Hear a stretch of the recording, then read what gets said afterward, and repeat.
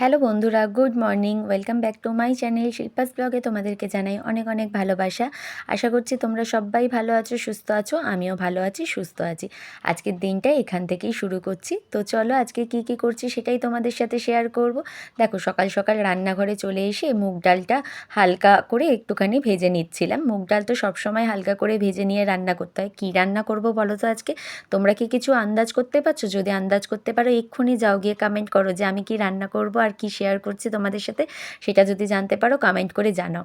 আর যারা যারা এখনও পর্যন্ত আমার চ্যানেলটা সাবস্ক্রাইব করোনি, যাও গিয়ে ঝটপট করে চ্যানেলটাকে সাবস্ক্রাইব করে দিয়ে আসো নতুন নতুন ভিডিও দেখার জন্য। তো তোমরা তো দেখেই নিলে মুগ ডালটা ভেজে জলে ভিজিয়ে রেখেছিলাম। আর বেশ কিছু শীতের সবজি কেটে রেখেছিলাম, বিনস, গাজর, ফুলকপি, আলু। সেগুলোকে একটুখানি গরম তেল করে জিরে ফোড়ন আর শুকনো লঙ্কা দিয়ে ভালো করে ভেজে নিলাম।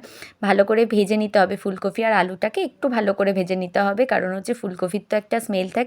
সেটা যদি ভালো করে না ভাজা হয় তাহলে স্মেলটা একটু বাজেই লাগে। সেই জন্য ফুলকপিটা কিন্তু খুব ভালো করে ভেজে নিতে হবে।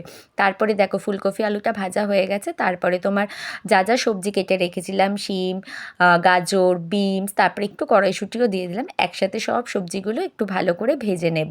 তো বলতে পারো যে আমি তোমাদের সাথে কী রান্না শেয়ার করছি। আর এদিকে দেখো আদা, কাঁচা লঙ্কা, টমেটো এক জায়গায় করে রেখেছিলাম, আদাটাকে কুড়িয়ে রেখেছিলাম। তো সেটাও দিয়ে দিলাম আর অল্প একটু জলও দিয়ে দিয়েছিলাম, যাতে ভাজা মশলা মানে যখন মশলা দেবো আর ভাজবো জিনিসটা যাতে পুড়ে না যায়। তো এখানে দেখো সমস্ত রকম গুঁড়ো মশলা অ্যাড করে দিচ্ছি। জিরে গুঁড়ো, ধনে গুঁড়ো, আর হচ্ছে হলুদ গুঁড়ো। আজকে কিন্তু কোনো লঙ্কার গুঁড়ো যাচ্ছে না, কাশ্মীরি লঙ্কার গুঁড়ো। আজকে কালার হওয়ার কোনো ব্যাপার নেই, আজকে জিনিসটা একটু হলুদ হলুদ রান্নাই হবে। আজকে আর লাল কালারের কোনো রান্না তোমাদের সাথে শেয়ার করছি না। দেখো সমস্ত কিছু মশলা দিয়ে ভালো করে একটুখানি কষিয়ে নিলাম। মশলা দিয়ে সবজিগুলো ভালো করে কষিয়ে এর মধ্যে যেই মুগ ডালটা ভিজিয়ে রেখেছিলাম ধুয়ে, সেটা দিয়ে দিলাম। আর এখানে আতপ চাল ভিজিয়ে রেখেছিলাম, সেই আতপ চালটাও এখানে অ্যাড করে দিলাম। আশা করছি এবার তো তোমরা বুঝেই গেছো যে আমি কি রান্না করছি। হ্যাঁ হ্যাঁ, বুঝতেই পেরেছি। তোমরা তো সবাই কমেন্ট করেই ফেলেছো যে আমি কি রান্না করছি। হ্যাঁ, আমি এবার বলে দিই, আমি কিন্তু এবার রান্না করছি খিচুড়ি। কারণ কেন বলো তো? আজ কিন্তু এক তো শীতকাল, তার উপরে সকালবেলা ঘুম থেকে উঠে দেখি প্রচণ্ড বৃষ্টি হচ্ছে। আর বৃষ্টির দিনে খিচুড়ি না খেলে কি হয় বলো? বৃষ্টির দিনে তোমরা কারা খিচুড়ি খেতে ভালোবাসো একটু কমেন্ট করে জানিও তো। এখানে দেখো খিচুড়ি যে বানাবো সমস্ত কিছু প্রিপারেশন করে আমি এবার সমস্ত কিছু প্রেশার কুকারে দিয়ে দিলাম। আর গরম জল প্রেশার কুকারে দিয়ে দিয়েছিলাম, দিয়ে এটা 3টে সিটি দেবো। ব্যাস আমার খিচুড়ি রেডি হয়ে যাবে। এবার খিচুড়ির সাথে তো আরও কিছু খেতে হবে, শুধু খিচুড়ি খেলে তো হবে না সবজি দিয়ে। খিচুড়ির সাথে ভাজা ভুজি, তারপরে হচ্ছে পাঁপড় ভাজা, চাটনি, এইসব না খেলে তো হয় না। এদিকে পাঁপড় ভাজাও ভেজে নিয়েছিলাম।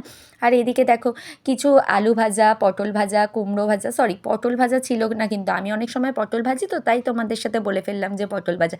ভুল ত্রুটি ক্ষমা করে দিও। এখানে কিন্তু আলু ভাজা, বেগুন ভাজা আর হচ্ছে কুমড়ো ভাজা করেছিলাম। আর নতুন আলু ভাজা তো দারুণ লাগে।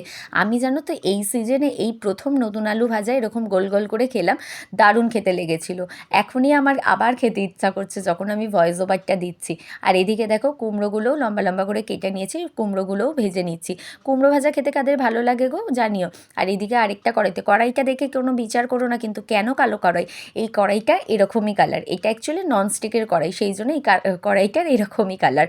তো এটার মধ্যে তেল দিয়েছি, সর্ষের তেল অবশ্যই, একটা শুকনো লঙ্কা আর হচ্ছে 5 ফোড়ন দিয়েছিলাম, আর কুচিয়ে রাখা টমেটো দিয়ে দিলাম। বলো তো এটা কী করছি আর কিভাবে করছি সেটাও তোমরা দেখে নাও। এখানে টমেটো দিয়ে একটু লবণ দিয়ে হলুদ দিয়ে ভালো করে টমেটোটাকে মজিয়ে নিয়েছিলাম। তারপরে দেখো এখানে দিয়ে দিচ্ছি খেজুর আর হচ্ছে আমশক্ত। খেজুর, আমশক্ত আর হচ্ছে টমেটোমের চাটনি হবে। তো তোমরা চাটনি খেতে কারা ভালোবাসো? আমার কিন্তু দারুণ লাগে। আর টমেটোমের চাটনি হচ্ছে যেহেতু মিষ্টির রস, জানো তো আমাদের ঘরে সবসময় থাকে। তার কারণ হচ্ছে আমরা তো মিষ্টি খেতে ভালোবাসি, তাই জন্য মিষ্টির রসটা সবসময় স্টোর থাকে। আর এখানে এক এক চিলতে লেবু একটুখানি চিপে দিলাম, যাতে টেস্টটা একটুখানি ভালো হয়, একটু টক মিষ্টি হয়। খেজুর আমসত্ত্ব দিয়ে চাটনি করলে তো একটু মিষ্টি হয়, একটু লেবু দিলে একটু টক মিষ্টি হয়। এদিকে দেখো ভাজাগুলো সমস্ত কিছু হয়ে গেছে, চাটনিও আমার রেডি আর খিচুড়িও আমার রেডি হয়ে গেছে। তো কেমন লাগলো তোমাদের আমার এই ব্লগটা দেখতে অবশ্যই কিন্তু কমেন্ট করে জানিও। আর যারা যারা এখনও পর্যন্ত চ্যানেলটা সাবস্ক্রাইব করোনি তারা যাও ঝটপট করে গিয়ে আমার চ্যানেলটাকে সাবস্ক্রাইব করে পাশে থাকা বেল আইকনটা বাজিয়ে দাও, যাতে আমার দেওয়া ভিডিওর নোটিফিকেশান তোমাদের কাছে আগেই পৌঁছে যায়। নতুন ভিডিও দেখার জন্য পাশে থেকো। চলো টাটা, গুড নাইট।